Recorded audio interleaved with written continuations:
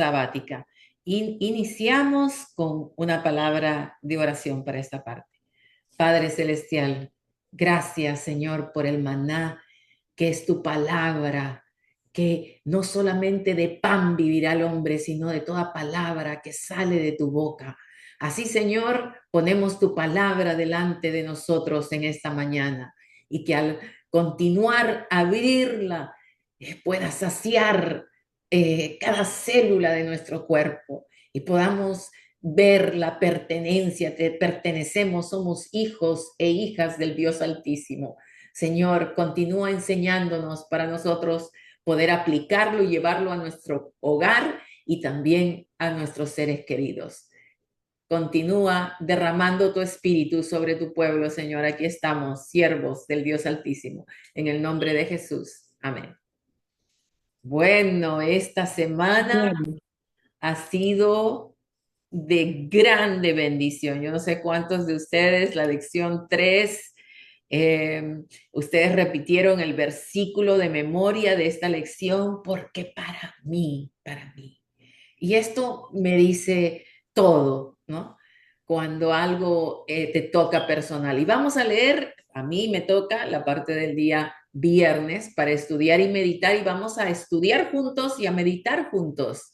Así que cuando te dicen a ti en este primer párrafo, eh, dice, de la rueda del tormento, de la estaca, del calabozo y de los escondrijos y las cavernas de la tierra, llegaba a sus oídos el grito de triunfo de los mártires.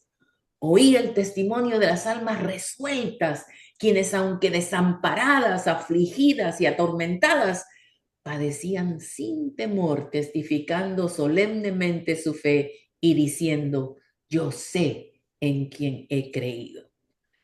Los que así rindieron su vida por la fe declararon al mundo que aquel en quien habían confiado era capaz de salvar hasta lo sumo. ¿Qué significa esto para ti? Cuando tú lees este pasaje del primer párrafo de la lección del día viernes y tú ves esto, yo sé en quién he creído cuando hay problemas, cuando hay momentos de aflicción, de tormento, de desesperación. ¿Qué significa esto para ti? Que Dios está con nosotros, que Sí, Él no nos abandona nunca. Muy amén. Significa también que Jesucristo, Él nos salva más allá de todo lo que podamos padecer en esta vida. Él es nuestra salvación, Él es nuestra vida. Eso para mí es eso. muy bien, atándolo a la lección. Humanamente parece una derrota, ¿verdad? Porque si te dicen, tu familiar tiene cáncer, si te dicen, se llevaron preso a tu hijo, si te dicen, no sé dónde está mi hijo, lo han asaltado, si te dicen, mi hijo está siendo torturado en estos momentos, si mi hijo está siendo atacado en estos momentos, si mi alma se siente afligida en estos momentos, aparentemente, humanamente, nosotros pensaríamos que estamos hablando de algo desastroso, de algo que aparenta ser una derrota, pero espiritualmente hablando, no era una derrota. Era, dice, se sentía el grito de triunfo de los mártires. Hermanos, aquí estaban siendo torturados en una estaca, siendo quemados, pero el grito que daban no era de angustia, sino era de triunfo. ¿Qué te quiere decir esto? A ver, vamos a escuchar a otras personas. Las personas que hablan pueden desligar el micrófono, pero también pueden volverlo a ligar para poder hablar. A ver, vamos a escuchar.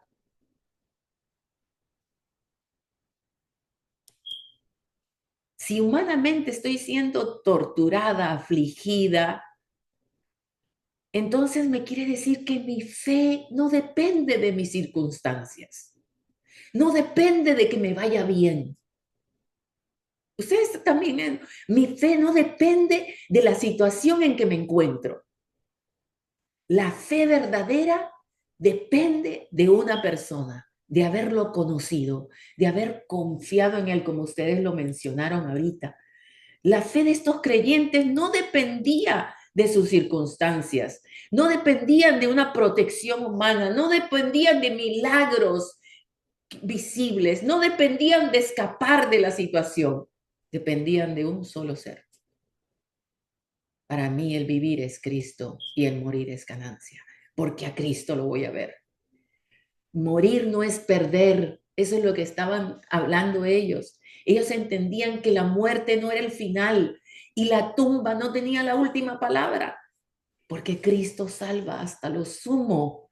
Y nosotros cuando oramos por nuestros hijos y, y nuestras situaciones, debemos orar para que Dios nos acerque más a Él, nos lleve hasta el punto donde Él quiera tomar el control y gobernar nuestras vidas y nuestras emociones. ¡Wow!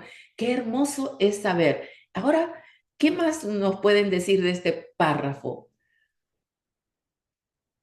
¿Se acuerdan de la ilustración que yo les di la semana pasada acerca de mi abuela, de mi abuelo, cuando me sostenía de la mano? Yo no sabía dónde él me iba a guiar. Yo no sabía el camino.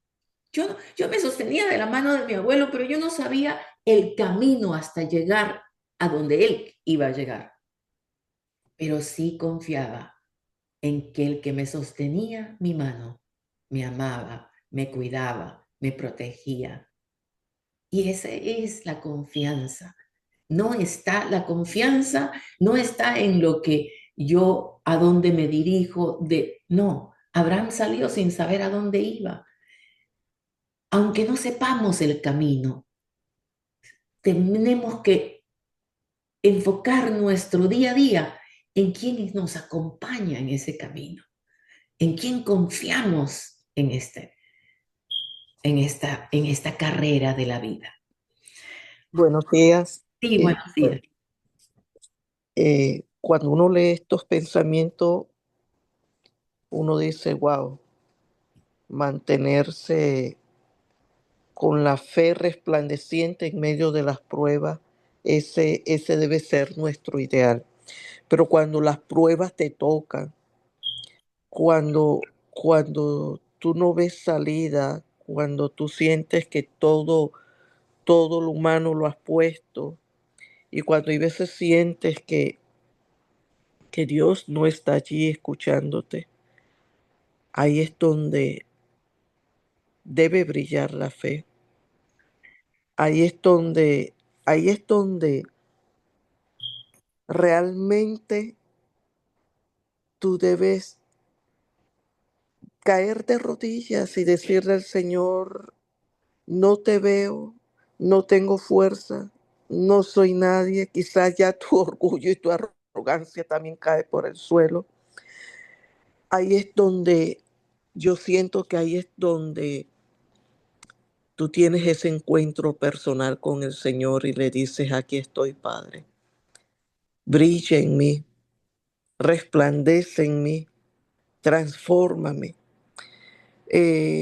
Ver a un hijo que lo van a operar de cáncer, ver a un hijo que aparentemente frente de ti se está muriendo, ver a un hijo que está tomando decisiones totalmente contrarias a la voluntad de Dios. No es fácil, no es fácil, pero aún en medio de todas esas circunstancias, contemplar a Cristo cuando tú lo haces, realmente has alcanzado lo que Dios quiere que tú alcances. Fe, fe en medio de cualquier circunstancia. Y mi petición, querido, es que en medio de cualquier circunstancia contempla a Cristo y entonces Él cumplirá el propósito por el cual tú has tenido tantas pruebas. Amén, amén. Gracias, Amén. Maritza, por esa parte, porque sé que aquí en esta línea hay muchas personas y madres que están sufriendo por situaciones graves y circunstancias difíciles.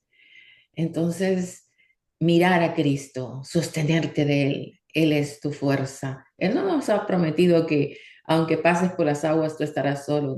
Dice, aunque cruces por el fuego, yo estaré contigo. Y ese era el grito el grito de triunfo de estos mártires. Estaban en esa seguridad de que ellos no se sentían solos. Ellos sentían la presencia de Dios y aunque en muchas ocasiones, como lo mencionó Maritza, no hayas que Dios te escucha, no sientes su presencia, pero aunque tú no lo veas y aunque tú no lo sientas, es en quién has creído, es en quién te sostienes, es en tu fe, no es algo abstracto, es algo relacional. Entonces, tu relación es la que te sostiene, el amor que tú tienes eh, fundamentado en esa relación, en ese fundamento que es el amor, te sostiene. Por eso es que dos es mejor que uno. Así que el segundo párrafo nos habla, vamos a ir al segundo párrafo, gracias por su participación, son tan importantes. Nunca hubo tan gran diversidad de fe en la cristiandad como hoy. Hoy vemos que las personas piensan diferente, actúan diferente entre los mismos cristianos. Si los dones fueron necesarios para conservar la unidad de la iglesia primitiva, ¿con cuánto mayor motivo lo son para restaurar la unidad hoy? ¿Y qué es el propósito de Dios? Restaurar la unidad de la iglesia en los postreros días queda abundantemente probado por las profecías. Se nos asegura que los centinelas verán con sus propios ojos cuando el Señor haga volver a Sion. También que en el tiempo del fin los sabios entenderán. Cuando esto se cumpla, habrá unidad de fe entre todos aquellos a quienes Dios tiene por sabios, porque los que en realidad lo entiendan correctamente, necesariamente deben entender de la misma manera de estas consideraciones y otras parecidas. Es evidente que el estado perfecto de la iglesia aquí, predicho, está todavía en el futuro. Por consiguiente, estos dones no han cumplido todavía su propósito. O sea que según este párrafo, ¿por qué hoy cuesta más la unidad que antes? ¿Por qué crees?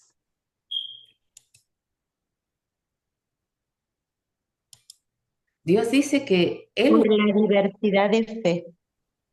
por la diversidad de fe, muy bien, porque entre nosotros vemos desacuerdos, diferencias, procesos. Yo no estoy en el mismo escalón espiritual que se encuentra mi hermano, o que se encuentra el pastor o el otro líder.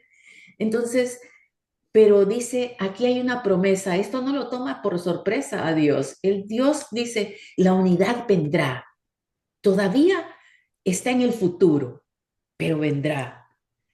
¿Y eso qué nos dice a nosotros? ¿Qué podemos hacer para que esta unidad, cómo yo puedo traer unidad en mi hogar? ¿Cómo Yo, puedo traer unidad en mi iglesia? ¿Cómo puedo?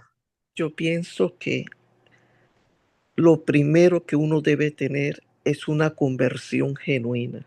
Y ahí empieza el trabajo.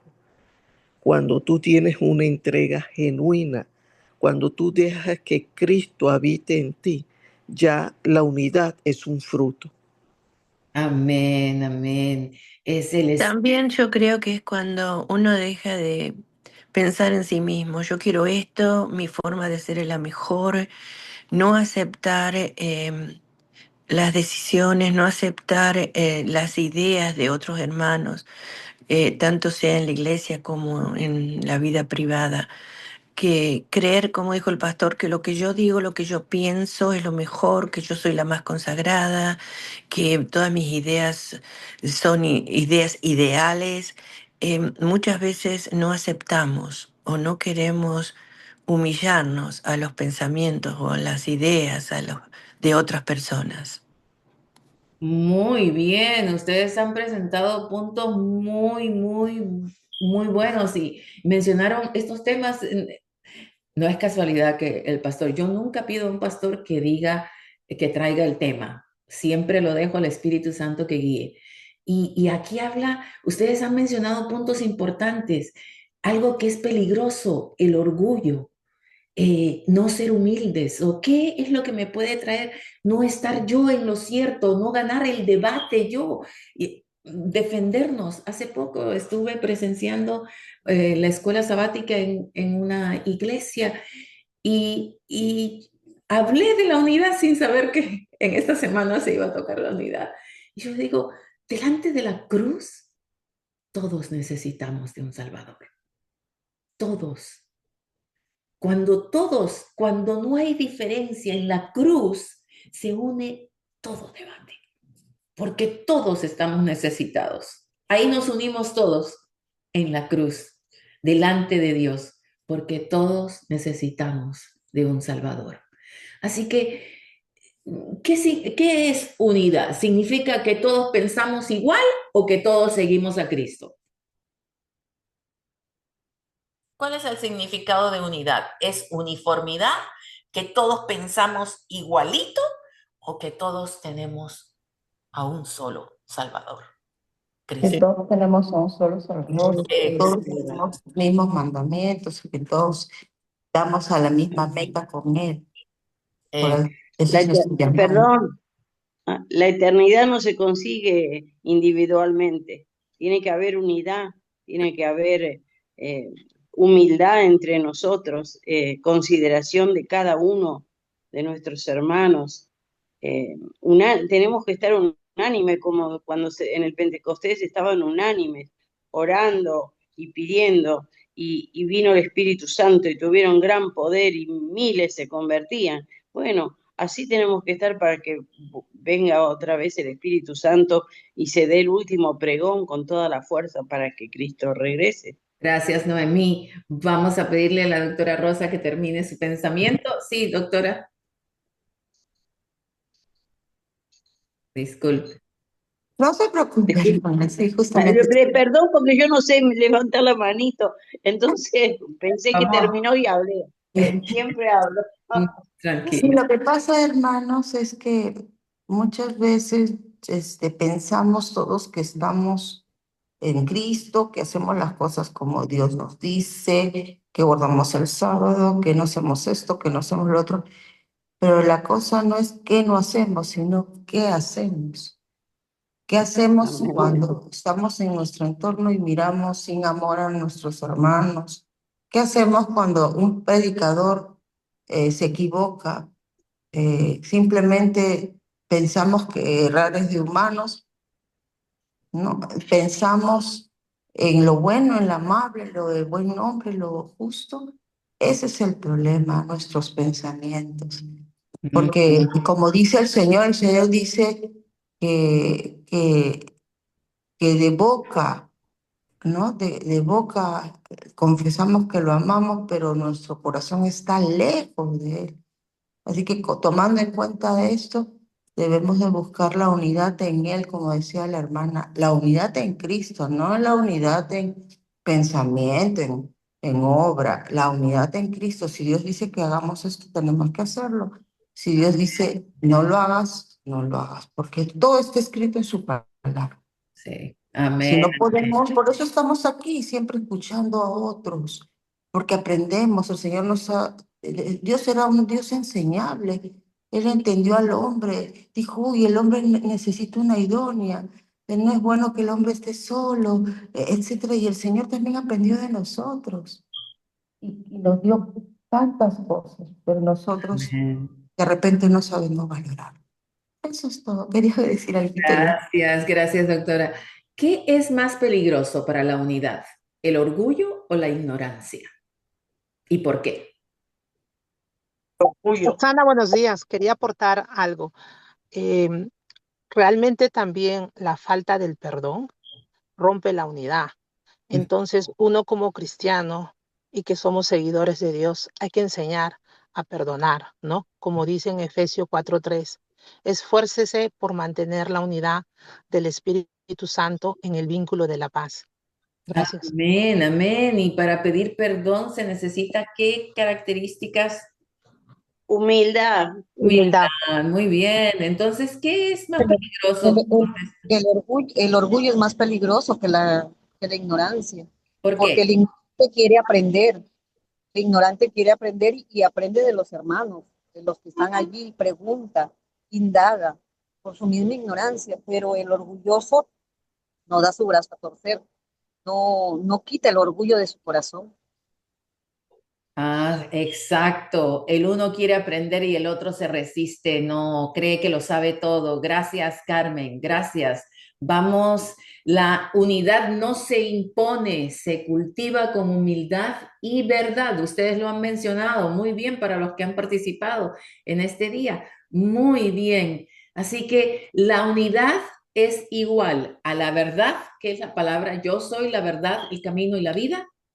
Nadie viene al Padre si no es por mí. La verdad, yo soy la verdad. Es Cristo, el amor de Cristo instalado en nuestro corazón y ese trabajo lo hace el Espíritu Santo a través de su palabra. Su palabra es verdad. Y si estos tres elementos no están, entonces no hay unidad, es solamente apariencia. Así que debe haber en nuestras relaciones la palabra, el amor y el espíritu. Esas son las cosas que debemos pedir en oración. Son cosas que no se compran con dinero, se compran con tu tiempo, con nuestro Padre Celestial. Vamos a la pregunta número 1. A la luz de la cita anterior, Cottrell, ¿qué es necesario para que el Espíritu Santo produzca hoy la unidad a la iglesia de Dios? Y creo que ya lo hemos mencionado, pero ¿qué es necesario para que el Espíritu Santo produzca hoy la unidad a la iglesia de Dios? ¿Y qué importancia tiene para la unidad de la iglesia la puesta en práctica de los consejos dados a través del don de profecía? ¿Qué es necesario? La humildad, primeramente, reconocer que somos pecadores, que necesitamos imperiosamente de Cristo y esforzarnos, ¿no? Para que el Señor, y es pedir el Espíritu Santo para que podamos entender y ponerlo en práctica, porque Dios no quiere habladores, Muy quiere bien. hacedores Muy quiere bien, hacedores de que la palabra. seamos humildes. Muy bien, gracias, Noemí. Estemos dispuestos a aprender. La humildad es que nos lleva a decir, Señor, yo no lo sé todo, pero sí tengo el deseo de aprender. Entonces, esa parte, que no te cierres, que abras tu corazón a la verdad de Dios. Guíate por la palabra de Dios. Ella te enseñará. O sea que dispuestos a aprender. Y que, segundo punto, ustedes lo mencionaron también, y lo voy a mencionar para no dejar que repitan de nuevo ustedes, sino que amemos esa verdad, que ya no es más que mi opinión, más que yo esté correcto en lo correcto. Yo quiero estar en lo correcto, yo quiero defender. Entonces, en esa reunión que estaba el sábado, yo le dije, ¿y la palabra de Dios necesita defensores? Sí, dijo, necesita defensores. Pero en realidad, la palabra de Dios es la palabra creadora, la que con la palabra de Dios se creó todo lo que nuestros ojos ven. Toda esta naturaleza hermosa fue creada con la palabra de Dios. Él dijo y fue hecho. La palabra de Dios tiene el poder para crear y para recrear en nosotros la imagen que se perdió en ese Edén. Así que amar esa verdad más que mi opinión. Oh, pero yo siento, yo opino. No, es la verdad de Dios y ustedes lo mencionaron. Y someterme a esa, obedecerlo. La doctora Rosa Chirino lo mencionó. Es saber cuál es la verdad y someterme a esa verdad. Para eso necesito humildad. Es mi autoridad. La palabra de Dios tiene autoridad sobre mis pensamientos, sobre mis razonamientos. Entonces permite que el Espíritu Santo sea el que te enseñe lo que dice. Y así Él derramará su amor sobre cada uno de nosotros. Y cuando ese amor sea derramado, entonces nosotros vamos a aprender a ser humildes. Vamos a aprender a ser unidos. Entonces, la unidad se vuelve una realidad. ¿Se puede? Sí, necesita nuestra participación. ¿Y cómo el espíritu de profecía tiene un impacto sobre la unidad de la iglesia? ¿Cómo se ve? Ok, tenemos la palabra, tenemos el Espíritu Santo, tenemos el corazón abierto para dejarme guiar, nos sometemos a esa palabra, pero ¿qué papel juegan los profetas? A ver, cuando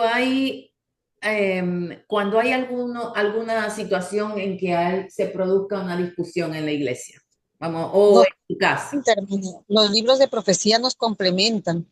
A veces hay cosas que no podemos entenderlas dentro de la palabra del Señor, entonces la profecía nos complementa, nos llena y nos da una vislumbre diferente a lo que nosotros tenemos la perspectiva de algunos errores, porque eso es lo que nos da la luz, como dijo la hermana Elena Pérez Huayno, es la luz menor, y esa luz menor es el que alumbra la palabra del Señor, alumbra mucho más, entonces llegamos a obtener mucho más esa fe y esa humildad que el Señor quiere de nosotros.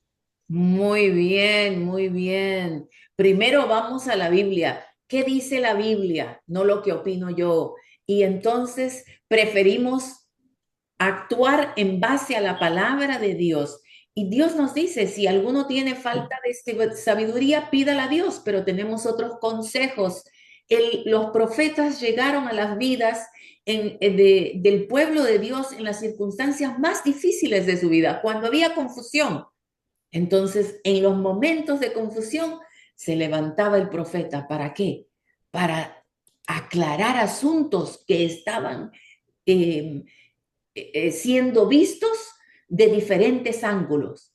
Y entonces el profeta se levantaba para aclarar esas verdades, para guiar. Rosana, Sí, permiso. El mismo Cristo dijo, aprendan de mí que soy manso y humilde de corazón. sí, exacto. El profeta se levantaba para corregir el rumbo. Oh, se están yendo por aquí. No, hoy en día hay creencias que solamente es el Padre y Jesús y el Espíritu Santo no es parte de esa Trinidad, es parte de los dos. Pero cuando vamos a la Biblia, encontramos que es Padre, Hijo y Espíritu Santo. Entonces, lo que hace el profeta cuando está queriendo desviarse el pueblo por otras ideas, el profeta dice, no, vamos a corregir el rumbo. Tenemos bien marcado a dónde vamos. Tenemos la guía, que es la palabra de Dios, es la guía. Lámpara a mis pies tu palabra y lumbrera mi caminar. Es la guía. El que guía es Cristo a su iglesia. Él es la cabeza que guía a su iglesia. Tenemos la palabra que es el mapa que nos lleva hasta nuestro destino. Pero eso no quiere decir que haya peligros en el camino. Cuando esos peligros y esos obstáculos salgan adelante, entonces entran los profetas para decir, no, no, no, por allí no es por aquí, unidos a una misión. Wow, para prepararnos y no desviarnos del camino. Esa es la pregunta número 1. La pregunta número 2. ¿Cómo explicarías lo que la Biblia enseña acerca de la muerte a un amigo que cree que Pablo y otros cristianos que murieron están ahora con Cristo en el cielo? ¿Cómo le explicarías a alguien que ha fallecido su mamá y cree que su mamá viene a visitarlo todas las noches? Hablarle. ¿Cómo le explicarías? La pregunta número 2. Si para mí el vivir es Cristo y el morir es ganancia, ¿cómo hemos estudiado en esta semana? ¿Y cómo se lo explicarías? Con mucho amor, por supuesto, porque no. Y que solamente voy a descansar un rato, voy a hacer un sueño y cuando abra los ojos voy a ver a Cristo. No hay que tener temor ni nada, solamente estamos durmiendo. Yo le puedo explicar, le puedo decir como yo le expliqué a una amiga. Ok. Por ejemplo, ella decía, "Ay, mi mamá, siempre dice, ¿no? Mi mamá ya está en el cielo, está gozando de Dios". Así decía. Después, yo lo escuchaba, inclusive lo publicaba en el Facebook, todo. Y un día estábamos solas y le dije, ¿te acuerdas cuando Lázaro murió? Le dije, porque ella es creyente, ¿no? Entonces, le digo, ¿te acuerdas cuando Lázaro murió? ¿Qué pasó con Lázaro? Eh, eh, Lázaro hedía, ¿no? olía mal. Y María le dijo, ay, mira la hora que vienes, Jesús, cuando ya Lázaro está bien, ¿no? Entonces Jesús le dijo, él duerme y ahorita voy a resucitar, ¿no? Igualito va a ser eso está pasando con tu mami, le dije a mi amiga. Ella está durmiendo. Y tú sabes que cuando uno duerme ya no tiene conciencia, ya no tiene noción del tiempo, está eh, en un tiempo de espera, pero no consciente, una espera inconsciente. Pueden pasar 20 años que ella resucite, como pueden pasar 1000 años, como puede pasar un año, pero ella resucitará. Entonces tú ten la confianza de que ella duerme y va a resucitar, porque Dios así lo dijo. En sonido de trompeta, Él resucitará a los muertos. Y no, ella ahorita no está en el paraíso, no está en los cielos, no está usé los términos católicos que ahorita no me acuerdo, pero le expliqué. Ahorita estoy en otras, en el trabajo. Entonces, bueno, entonces le expliqué así y ella le y esto es bíblico. Y me enseñé otro pasaje bíblico y así ella lo entendió y me dijo, gracias, Rosita, porque eso nunca lo había leído en la Biblia. No, el Señor nos muestra de muchas maneras qué pasa cuando nosotros morimos. Amén, Y amén. eso es lo que tenemos que hacer con amor nada más, porque algunos lo toman como que uno se jacta porque conoce, pero yo sé que yo les digo porque yo ya lo he pasado. Muchas veces me dicen, ay, Rosita, tú crees saberlo todo, tú crees tener la última palabra, así me vienen a decir, le digo, si lo tomas así, no he dicho nada, porque la verdad es que simplemente quiero que tú estés en paz, que no estés diciendo a cada rato que, bueno, no está mal de repente que lo digas, pero no es verdad. El Señor dice que la verdad nos hará libre, la verdad te dará paz. Así que ella está durmiendo y un sueño tan profundo que ya no percibe nada ni sale por ahí a vagar su alma, nada por el estilo. Claro, Y esa es mi experiencia. muy, muy bueno, Gracias. muy bueno. Ustedes han mencionado puntos muy importantes, es como un sueño y también es un momento inconsciente, porque el consciente es cuando tú estás vivo, pero en el inconsciente, el otro momento consciente es cuando resucitarás. Así que ustedes han mencionado, cuando ustedes se van a dormir, ustedes es como un sueño, lo hizo, la ilustración es perfecta. Es como cuando tú te vas a dormir, es un periodo inconsciente. Y al próximo momento de tu conciencia es cuando te despiertas. Ahí estás consciente. Entonces, ¿qué hiciste? ¿Qué hizo la doctora al compartir estas verdades de la Biblia con su amiga? Le dio esperanza. Le dio esperanza, le dijo, no, la muerte no tiene la última palabra. La resurrección, sí. Entonces le das esperanza. Ya no es una falsa esperanza, es la verdadera esperanza en la esperanza de la resurrección, de poder volver a encontrarse con su mamá. Y si no saben eso, entonces pierden el enfoque de la segunda venida de Cristo y se pierde el enfoque de la resurrección.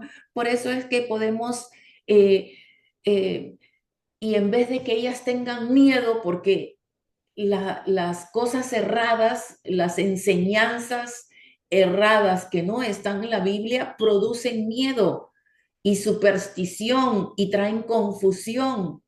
Creen que están viendo a sus seres queridos y en realidad son demonios, espíritus de demonios que toman para que crean en algo falso. Pero cuando entendemos la verdad como está escrita en su palabra, descansamos en paz y esperamos en la venida de Jesús. Así que gracias por compartir esto con sus amistades Y cómo, en la tercera pregunta y la última, ¿cómo entendemos la terrible realidad del sufrimiento en este mundo? ¿Cómo entendemos el sufrimiento en este? Hermanita, buenos días. Habla la hermana Ángela. Antes de que pasemos al tercer punto, Sí. sería bueno recordar de que claro, la muerte es como un sueño y que entramos en un estado inconsciente, dice, ¿no?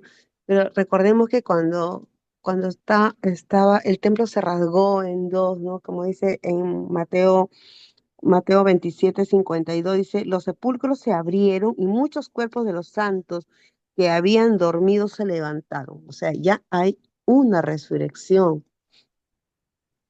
Entonces, y después que resucitó, salieron de los sepulcros, entraron en la santa ciudad y aparecieron a muchos.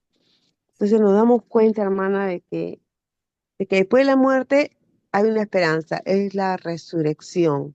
Entonces, al entrar el cuerpo, cuando nosotros explicamos, mejor dicho, a nuestros amigos católicos, porque ellos dicen, no, tu mamá está en el cielo, está cuidándote como un angelito, y eso lo escuchamos en las redes a cada rato. Entonces podríamos explicar de que eso es mentira porque este Mateo 27:52 nos habla de que sí hay una resurrección y tenemos que creer en ella, si no, vana sería nuestra esperanza de que estaríamos sufriendo tanto y que los muertos se vuelven angelitos y etc., ¿no, hermanita? Claro que sí. Esas fueron las primicias de la victoria de Cristo cuando Él fue resucitado y fue a ver a su Padre cuando María le dice, no me toques porque todavía no he subido al Padre. Era para recibir el trono de haber puesto la muerte bajo su dominio. Él conquistó y nos dio y junto con eso resucitaron las primicias de esa victoria que Dios hizo. La Biblia es tan rica en explicar cada paso que tiene en los procesos, así como cada persona que gana una carrera, gana una medalla. Él recibió esas primicias como un regalo de su sacrificio por nosotros.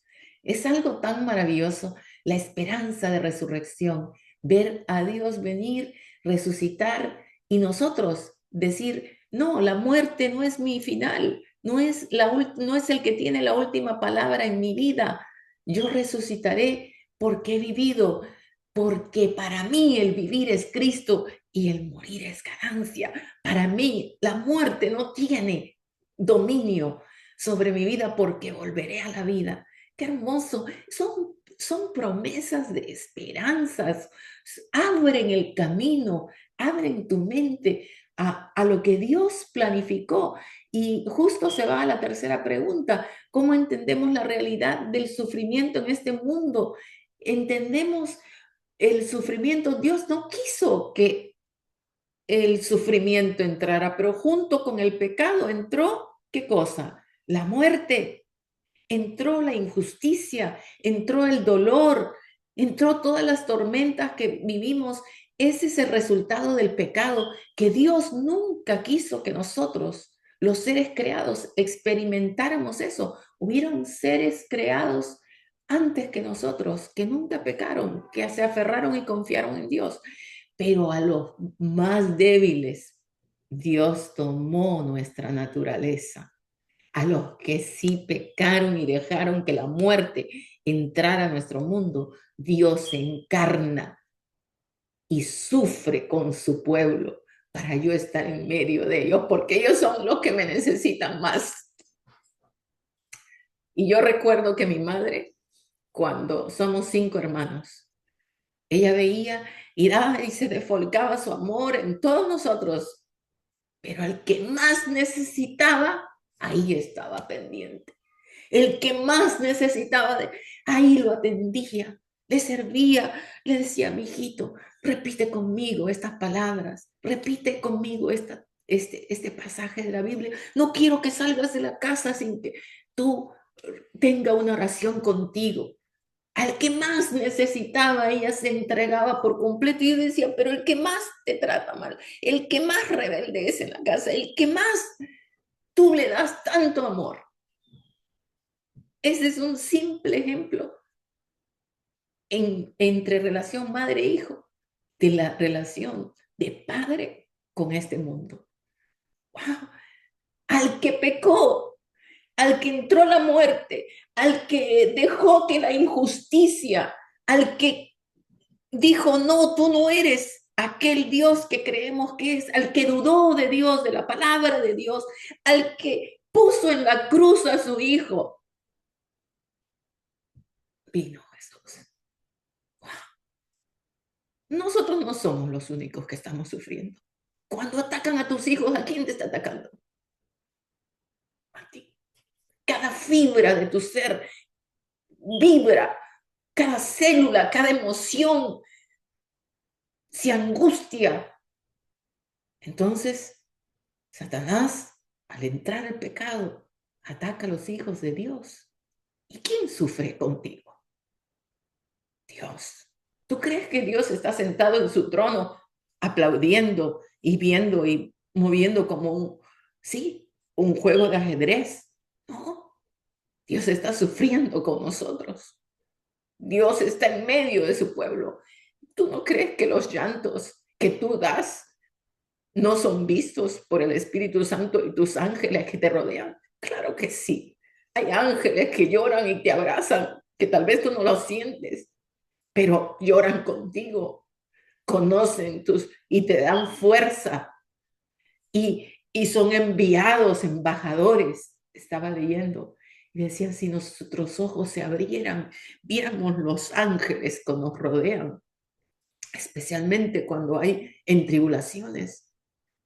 Y esos ángeles no fueron para Elías, que se fue a esconder a una cueva cuando estaba deprimido, cuando atacaban por su vida y lo buscaban. No estuvo allí los ángeles dándole de comer y despertándolos. ¿Quién estaba involucrado en esas situaciones? Si no fue Dios mismo. Así que este mundo sí está dañado por el pecado, por el dolor, por la muerte. Por eso que en Romanos 8:22 nos dice, porque sabemos que toda la creación gime a una y a una está con dolores de parto hasta ahora. El sufrimiento es real, claro que es real, ustedes lo mencionaron. Cuando tú te sientes, una cosa es hablarlo, otra cosa es vivirlo. Cuando es duro, cuando es doloroso, ¿qué te impacta más? ¿El dolor o la victoria? ¿Qué te recuerdas más? ¿Lo que has sufrido o lo que has recibido tu diploma de magister en teología o magister en doctorado? ¿Qué te recuerdas más? ¿El sufrimiento o la victoria? Pero dice que cuando resucitemos y lleguemos a ese mundo y aprendamos el plan de redención que será por toda la eternidad, dice que nosotros olvidaremos todo el sufrimiento que hemos, y dice que diremos, valió la pena.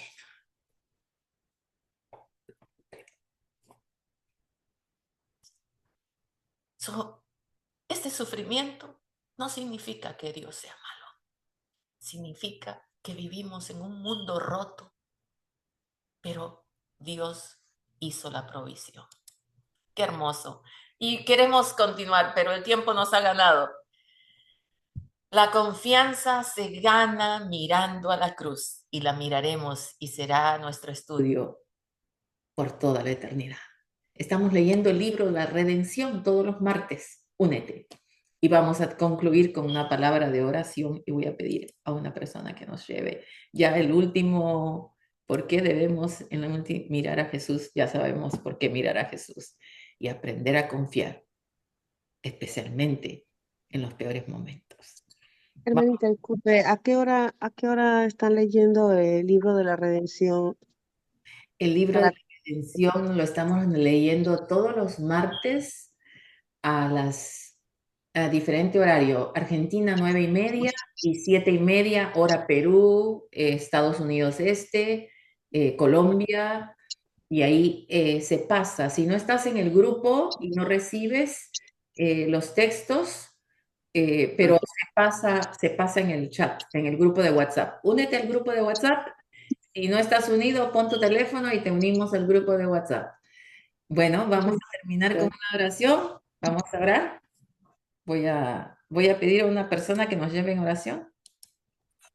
Amén. Oremos. Vamos, bueno, inclinemos nuestro rostro. Gracias, Señor. Qué bueno eres, Padre. Esta mañana, Dios Todopoderoso, venimos a darte a ti. Hemos venido a rendirnos, Padre, porque sabemos que sin rendición no hay cambio, Señor. Señor, te pedimos perdón por nuestras actitudes, por nuestra falta de fe. Te pedimos perdón, Señor, por nuestro orgullo, nuestra poca disciplina, Señor. Te pedimos perdón por no ser humildes, Padre. Yo sé que otros tienen que decir que tú eres humilde. No es bueno decir yo soy humilde, Señor, pero quisiéramos decir yo soy humilde a solas y en la intimidad contigo, porque Dios dice, o tu palabra dice que hay que confesar las cosas que no son para que sean. Señor, te damos gracias por todo lo que nos has enseñado esta semana y queremos ser hacedores de tu palabra, de tu voluntad, aprender a menguar para que tú crezcas cada día en nosotros. Gracias, Padre. Te pedimos por todos aquellos que no te conocen, Señor, y que nosotros podamos ser canal de bendición para los que no te conozcan, Señor. Señor, sabemos que el sufrimiento es parte de nuestro crecimiento y nuestro desarrollo, Señor. Tú quieres que desarrollemos la compasión y la empatía, Señor. Queremos pedirte, Padre, que nos hagas empáticos, compasivos y principalmente que no dejemos de leer tus escrituras para que, ayudados con esa fuente de inspiración tuya, Padre, podamos lidiar nuestros problemas, nuestros sufrimientos, nuestro orgullo, nuestra humildad, que es lo que necesitamos tener, Señor. Gracias, Padre, te lo pedimos en el nombre de Jesús. Amén.